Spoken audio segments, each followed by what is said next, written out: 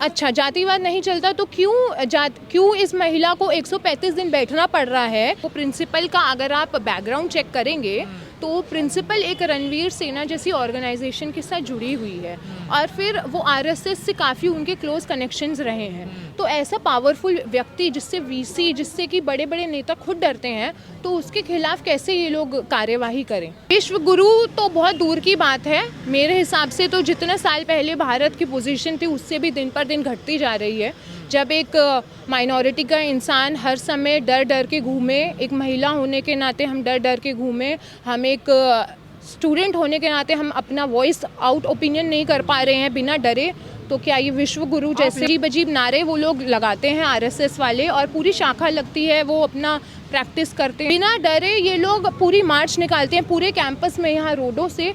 ये कोई student organisation तक नहीं है, ये एक ऐसी ऑर्गेनाइजेशन है जिसका एम है कि हम एक हिंदू राष्ट्र बना दें, हम माइनॉरिटीज़ को पूरा खात्मा कर दें। ऐसी ऑर्गेनाइजेशन बिना डरे यहाँ पे मार्च निकालती है और ऐसे अजीब वायलेंस वाले नारे लगाती है।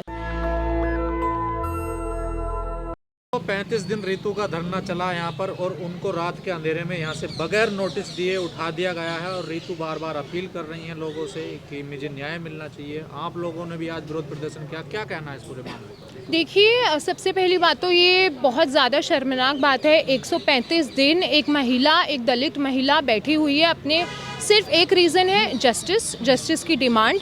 हम सभी को मालूम है कैसे एक जातिवादी प्रिंसिपल की वजह से उन्होंने अपनी नौकरी छोड़ दी। एक महिला के लिए फाइनेंशियल स्टेबिलिटी, एक दलित महिला के एक्सपीरियंसेस तो हम क्या ही इमेजिन भी नहीं कर सकते। उसके बाद वो इतनी हिम्मत रखती हैं कि वो इतनी कड़ाके की सर्दी में भी सुबह से शाम रात बैठी हुई है वो महिला 135 दिन। और ये पुलिस प्रशासन जिनके पास इतने रिसोर्सेज हैं, ये इतने डरपोक लोगों की तरह आते हैं। उन्होंने नोटिस करा कि कब उनका फ्रेश अप होने का टाइम होता है, फिर वो उसी टाइम आते हैं, गुंडों की तरह सब कुछ हटाकर चले जाते हैं। तो ये बहुत ही अनसेफ बात है, बहुत ही शर्मिंदगी की बात है। जैसे आपने कहा एक दलित महिला और एक दलित महिला का प्रोफेसर होना एक बहुत बड़ी बात है, तो क्या जानबूझकर टारगेट किया जा रहा है यहाँ पर दलितों को? देखिए, ऑब्वियसली आप देखेंगे ये यूनिवर्सिटी का माहौल जो बन गया है, पूरी तरीके से एक चाहते हैं पूरा भगवा रंग कर दिया जाए इस यूनिवर्सिटी का। देश का पॉलिटिकल क्लाइमेट तो जो है ही, यूनिवर्सिटी एक ऐसी जगह है जहां बच्चे पढ़ने आते हैं, प्रोग्रेसिव टीचर्स होते हैं, उनको अलग तरीके की आइडियाज़ वो बताते हैं, पढ़ाते हैं, सिखाते हैं और एक सोचने की आज़ादी देते हैं, बोलने की आज़ादी देते हैं। ऐसे तौर पे हम देख रहे हैं कॉन्स्टेंटली प्रोग्रेसिव फैकल्टीज़ को निकाला जा रहा है। प्रोग्रेसिव और मार्जिनलाइज्ड सेक्शंस का रिप्रेजेंटेशन यहाँ ज़ीरो हो गया है। नया एजुकेशन मॉडल आता है, माइनॉरिटी बच्चों का दाखिला होना कम हो गया है, हम नोटिस कर रहे हैं। फैकल्टीज़ तो अब आप देखिए तो ऐसे माहौल में एक दलित प्रोफेसर को तो टारगेट करा ही जा रहा है। जातिवाद कहाँ है DU में, DU में जातिवाद नहीं चलता यहाँ। जातिवाद, अच्छा, जातिवाद नहीं चलता तो क्यों इस महिला को 135 दिन बैठना पड़ रहा है? एक प्रिंसिपल जो कि रणवीर सेना की मेंबर है, आरएसएस से लिंक्ड है, उस प्रोफेसर पे चार्जशीट भी दर्ज हो गई है और उसको परमिशन मिल गई है, अब्रॉड घूमने की वीज़ा तक लग गया है। तो ऐसे प्रोफेसर जो कि एक दलित है, तो आप कैसे बोल सकते हैं कि जातिवाद है ही नहीं? कहा जाता है डॉक्टर रितु सरकार की नीतियों के खिलाफ हमेशा बोलती रही हैं, वो भी एक कारण रहा है। तो सरकार की नीतियों के खिलाफ बोलना मतलब गलत हो गया है आज की डेट में। अपराध है कि अगर हमें कोई नीति अच्छी नहीं लग रही है, अगर हमें लग रहा है कि ये नीति से हमारे ऊपर डायरेक्ट इम्पैक्ट हो रहा है, हमारे ऊपर क्या बाकी लोगों पे, किसी नीति से किसी को खाने को नहीं मिल रहा है, किसी नीति से डायरेक्टली किसी को वायलेंस का शिकार बनना पड़ रहा है, तो क्या हम उसको as a human being, as a professor, क्या हम इसीलिए पढ़े लिखे हैं कि हम उसका जवाब ना दें? सवाल नहीं कर सकते ना, मोदी जी युग पुरुष हैं। हाँ, तो यही बात है ना। अगर हम सवाल पूछेंगे तो आज की दौर पे तो UAPA जैसे कानून है, ड्रैकोनियन कानून है जो आप पे लगा दिए जाएंगे। आप देख रहे हैं 144 की धारा आजकल ऐसे लगा दी जा रही है, हर वक्त आप यहाँ खड़े हो जाएं अभी लगा देंगे 144। कोई भी जस्टिस का डिमांड करे तो 144 लगा देंगे। तो क्या पुलिस ने इस पूरे मामले में कानून का सहारा लिया है या बगैर कानून के ये सब काम कर दिया? देखिए, कानून का सहारा, अब कानून का सहारा लेकर, कानून का सहारा तो कोई अपनी मर्जी से कैसे भी ले सकता है ना। जब सारे प्रशासन ही एक लय में बोल रहे हैं तो पुलिस तो हम देख रहे हैं कॉन्स्टेंटली अटैक कर ही रहा है। पुलिस जो कि फर्स्ट पॉइंट ऑफ कांटेक्ट होता है किसी भी इंसान के लिए, हम परेशानी में हैं, हम पुलिस को कॉल करेंगे। एक महिला होने के नाते आए दिन नंबर जारी करे जाते हैं, आप अनसेफ फील कर रहे हैं इस नंबर पे कॉल कर दीजिए। अब हम पुलिस से ही अनसेफ फील कर रहे हैं, हम किसके पास जाएंगे? तो आप लगता देखिए। न्याय मिल पाएगा अब रितु को, डॉक्टर को? देखिए, संघर्ष तो जारी है। आप उस महिला की हिम्मत को दाद दीजिए, 135 दिन वो बैठी है। हम लोग भी उनके संघर्ष के साथ डे 1 से जुड़े हुए हैं, तो ऐसे रुकने वाला तो नहीं है ये मूवमेंट, और जब तक नहीं रुकेगा तब तक। शायद 3 साल से ज्यादा हो गए ना डॉक्टर रितु को संघर्ष करते हुए, नौकरी से निकाले हुए तो ना? हाँ, काफ़ी लंबा टाइम हो 4 गया साल है। लगभग हो गए हैं। मैं एग्जैक्ट टाइम मुझे नहीं पता है, काफ़ी लंबा टाइम हो गया है, और उसके बाद उनका प्रोटेस्ट का भी 3 महीने से ज़्यादा। तो कोर्ट में मामला है, 4 सीट है, फिर भी जो प्रिंसिपल हैं वो अभी तक गिरफ्तार नहीं हुए। आखिर कौन है इसके पीछे से?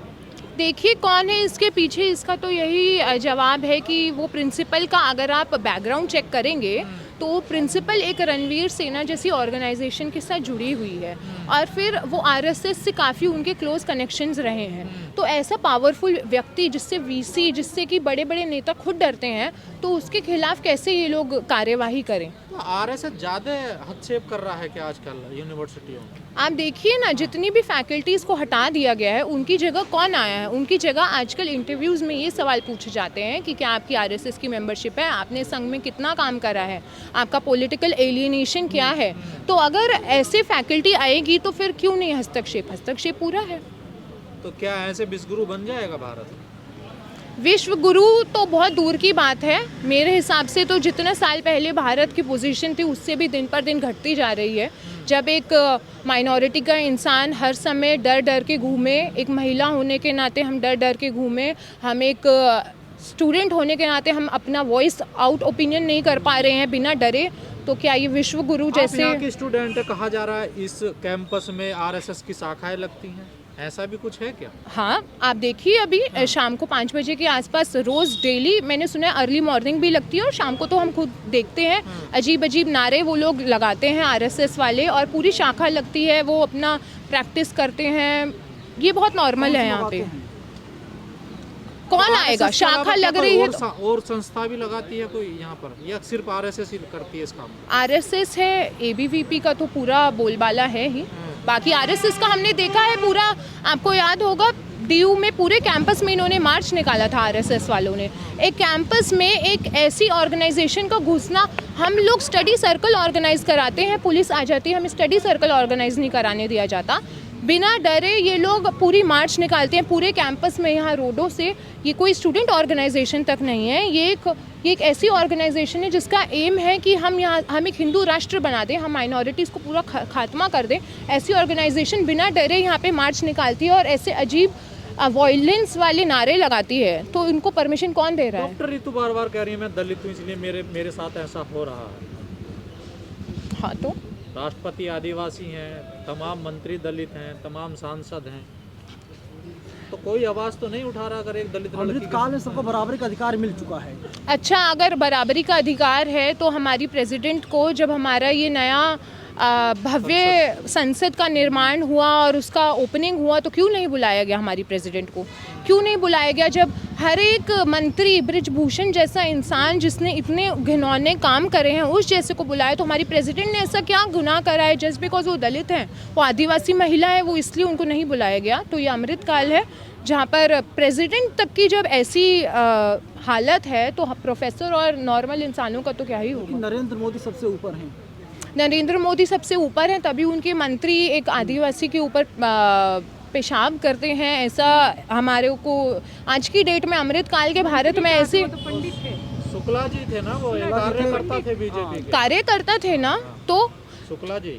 हाँ जी, तो आज की डेट में जब ऐसे घिनौने काम हो रहे हैं, तो अगर ये अमृतकाल आप लोगों को लगता है तो ये ऐसा अमृतकाल। कहते हैं हमारे साथ सबका विकास, चाहे वो ओबीसी हो, चाहे वो एसटी एससी हो या जनरल हो, सबको साथ लेके चलते हैं। सबको साथ लेकर चलते होते तो आज हमें ये इंटरव्यू ना देना पड़ता, हमें ये प्रोटेस्ट ना करना आप पड़ता। लोग तो राजनीति चमकाने के लिए आंदोलन करते हैं। राजनीति चमकाने के लिए हम पुलिस से पिटाई भी खाते हैं, हम डिटेन भी होते हैं। हम स्टूडेंट्स हैं, कृपया करके हमारा मोटिव पढ़ना है, पढ़ लिख कर कुछ बनना है। हमारे पेरेंट्स इसीलिए भेजते हैं और उस पढ़ाई का अच्छी जगह हम इम्प्लीमेंट करें उस पढ़ाई को। तो हम देख रहे हैं इनजस्टिस होगा तो हम बोलेंगे और उसके बाद हम लाठी भी खाएंगे, डिटेन भी होंगे, लेकिन फिर यहीं जो आएंगे। आरएसएस की शाखा लगती है, कौन से लोग इसमें आते हैं?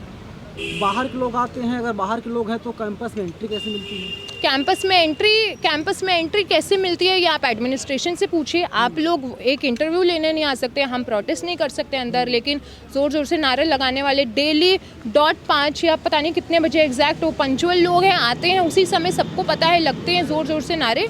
कौन देता है परमिशन? एडमिनिस्ट्रेशन देता है। नेशनल दस्तक की आपसे गुजारिश है कि अगर इसको बचाना चाहते हैं तो नेशनल दस्तक को सब्सक्राइब करने के लिए रेड कलर के सब्सक्राइब बटन को दबाएं, फिर बेल आइकन की घंटी दबाएं। नेशनल दस्तक को बचाने के लिए बहुत जरूरी है कि हर खबर को शेयर करें, लाइक करें, कमेंट जरूर करें।